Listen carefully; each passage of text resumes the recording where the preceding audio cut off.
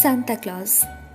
আমরা জানি Santa Claus বছরের একটা দিন 25শে ডিসেম্বর আসেন এবং আমাদের সবার মুখে হাসির ঝলক এনে দেন, আমাদের সবার মনকে তৃপ্ত করেন।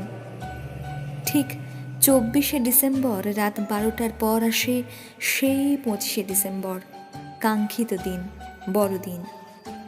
আমাদের কল্পিত মনে জানান দেয় সান্তা ক্লজ এসে গেছেন, তার উপহারের ঝুলি হাতে আমাদের ঘরে ঘরে। আমাদের মনোবাসনা পূরণের অভিপ্সায় তিনি এসেছেন। কিন্তু আদেও কি তা হয়?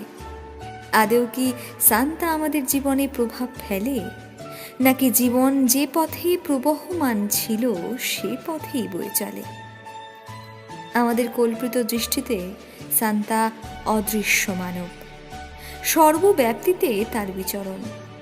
কোনো ক্ষেত্রে তিনি হয়ে উঠেছেন বিলাসিতার জাঁকজমকের রসদ, আবার কোথাও তিনি রয়েছেন কুঁড়ে ঘরে থাকা ছোট্ট শিশুর কল্পনার কঠোর বাস্তব হয়ে।